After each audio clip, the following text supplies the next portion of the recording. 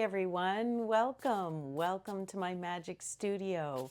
It's getting slightly messy in here. I'm just about to start another painting and I realized this is a perfect time to do a reading before I start my work for the day. And it's a beautiful day.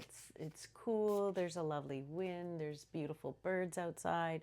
It really does feel like a magical day. And I was saying to some of my eccentric students the other day, they were just talking about how glorious it is outside right now. And I remember a classics professor told me back in university that that in the olden days, you weren't allowed to get married in May. May was reserved for the gods. That was the month reserved for the gods. And then people could get married in June. Now, I don't know how true that is because marriage is not very old. Like the idea of marriage is a very recent thing. But there were some kinds of unions, I guess, and they weren't allowed to have those unions in May because, according to my classics professor, because of how magical the month of May is. And it truly is a month of magic. And to add to this magic, because we're moving into June, to add to this magic is a very special window of a couple of weeks where both Venus and Jupiter are in Cancer, and they're going to, I think, form a union on the 9th of June or something like that. And this is like a very, very special time, a once in 12-year time. And Venus loves Cancer, and Jupiter is exalted in Cancer.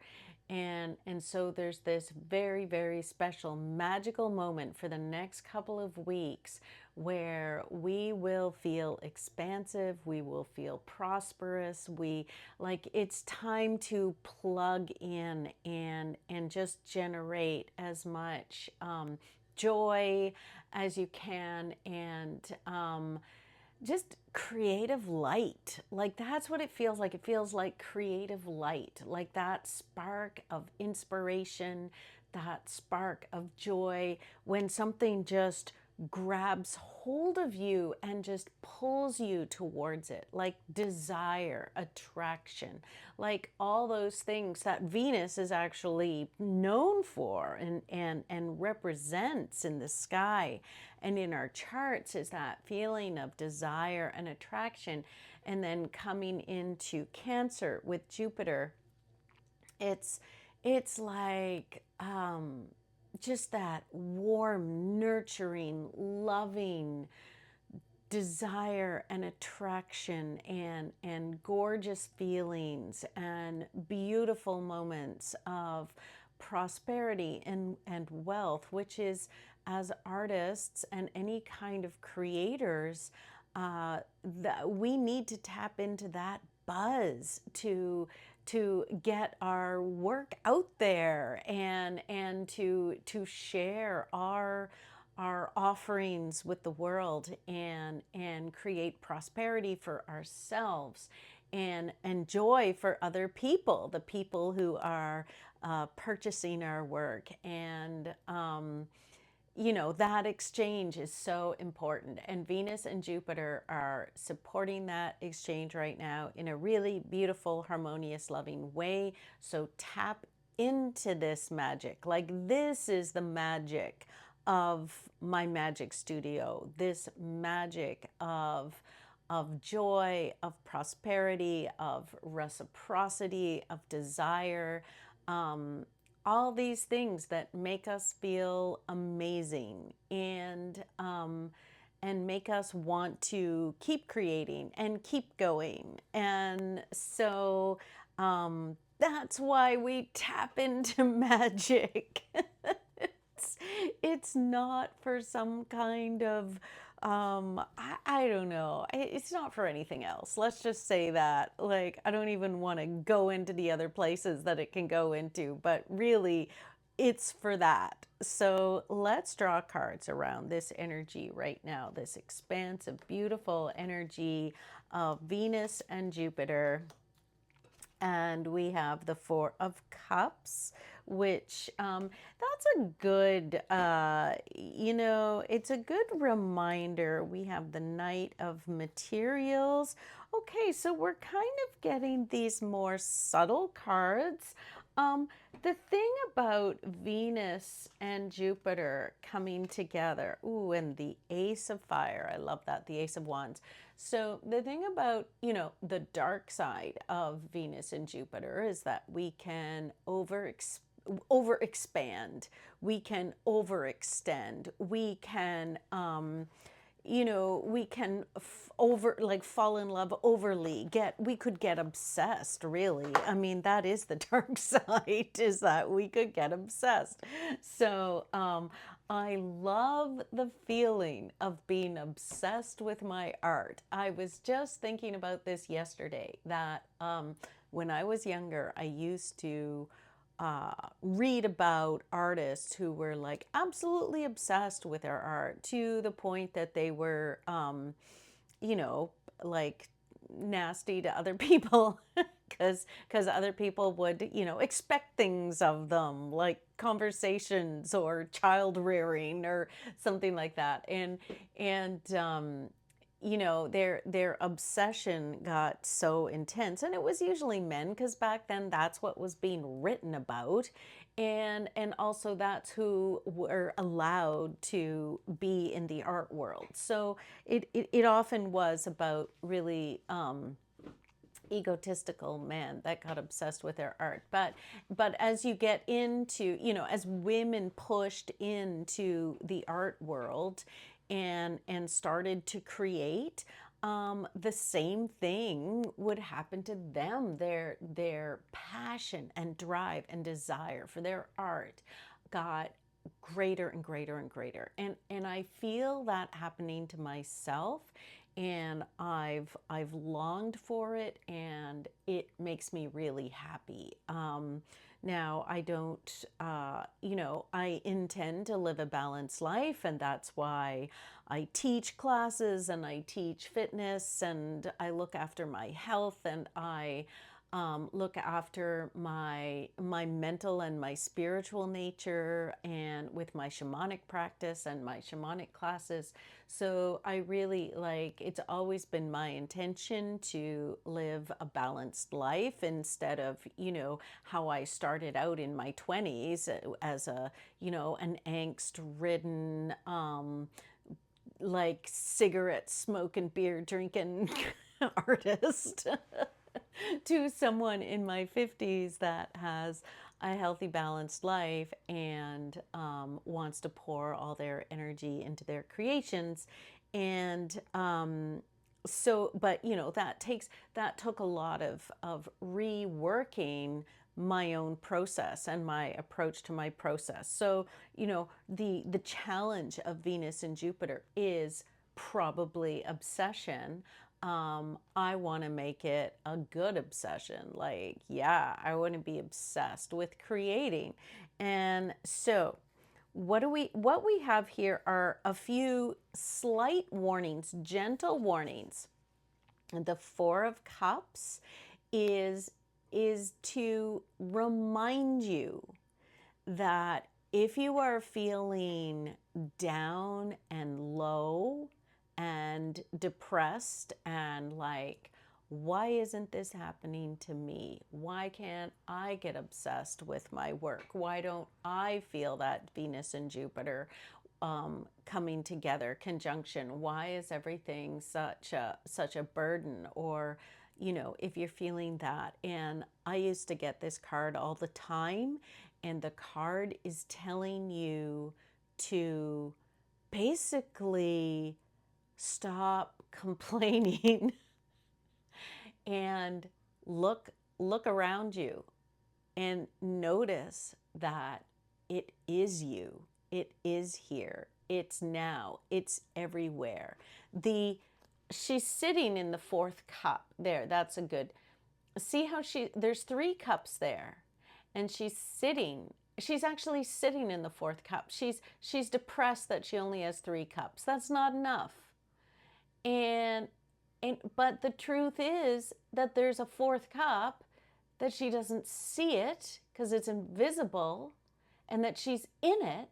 And what is holding the cup, what is creating the actual form of the cup, is the goddess herself, is spirit herself, is life force, is eros. Like life, the living force of life is what is creating the cup that she is in. And so I love this image. It's one of the best images of this concept, I think. This idea that you are the fourth cup. You actually, it's it's the water you're swimming in. And so sometimes it's about just stopping and taking a breath, and or taking 3, and noticing the perfection of it all, of your life. Maybe, maybe you have a sketchbook and pencils under your bed that you haven't touched in 6 months, since the fall, since the weather was nice or something like that. Maybe you have a project that you started that you haven't gotten back to, like you're writing a song and you've put it away and you've forgotten about it. Maybe there's a book or a friend or a class you bought online that you haven't started. I know, like, so many people have these classes that they buy in a moment of inspiration and then they don't do them. So when you stop and start to look around, what is already here? And then the bigger picture is, what is the energy of life that is always here, that is always there to be tapped into, and it's about you recognizing it. And I think this is where gratitude lists come from. Like, what can you be grateful of? Well, this person is like miserable that they're not feeling, that they're not lucky, that they're not prosperous, that they don't have all this abundance, when really they are abundance itself, being supported by the very universe. So,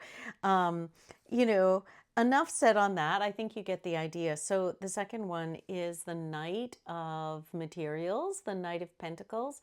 And we've gotten this card before, and it is a reminder to slow down and simplify. In this image, the knight is actually moving, but in the traditional image of the tarot, it's the Knight of Pentacles is the knight that is still. And so there's, you could think, oh, the Knight of Materials is stuck, but he's not stuck. And in this card, he's not stuck at all. He's beautiful, or she's beautiful.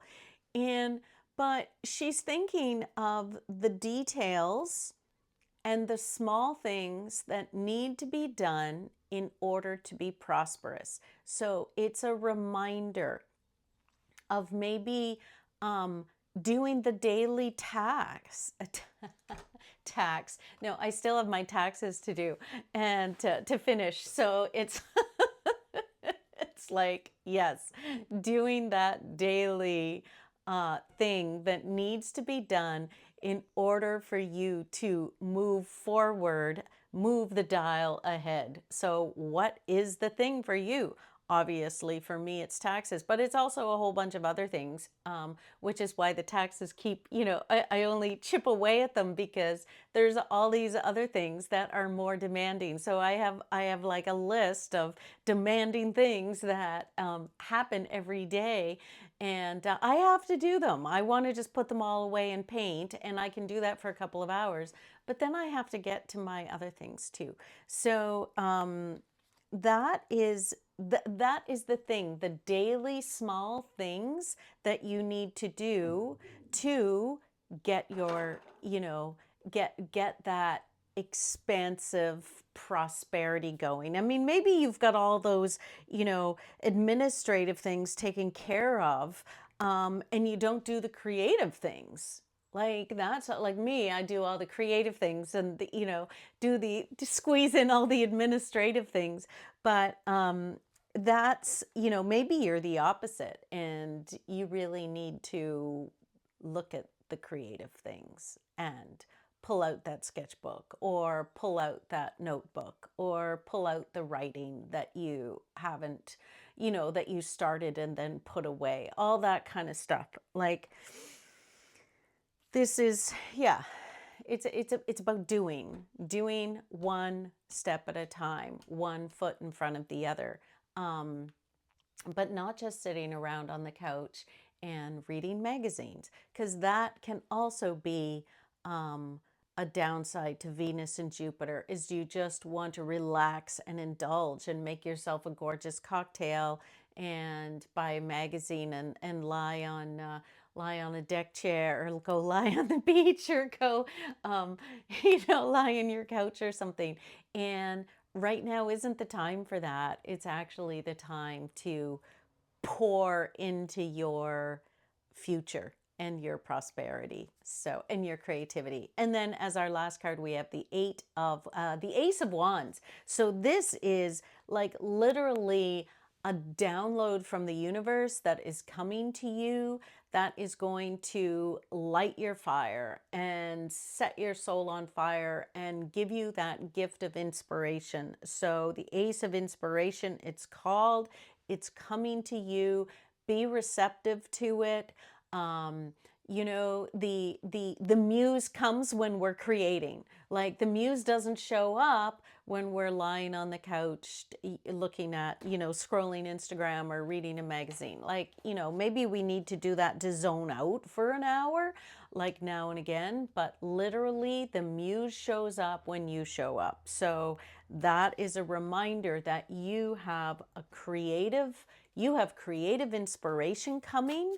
So get working, get your tools out, make sure that that you are there. Because I remember that book Big Magic by what's her face, was it like, it's not like I recommend that book, but there was something that she talked about that I have witnessed so many times.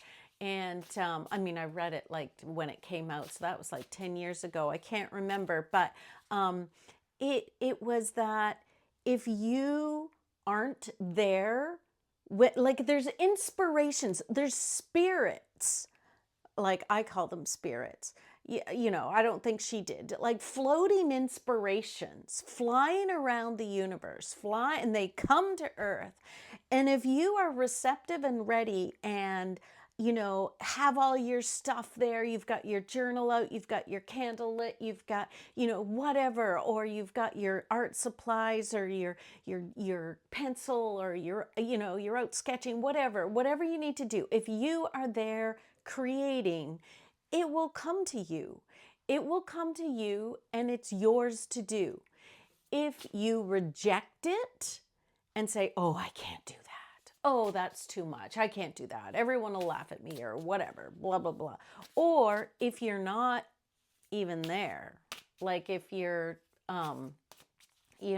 lying on the couch, sipping cocktails, reading a magazine, or if you're home complaining that you don't get anything, like if you fill your life with complaints about that no one chooses you, everyone rejects you, blah, blah, blah, all that stuff. If you're engaged in activities and mental activities that push the muse away, then that inspiration won't come to you.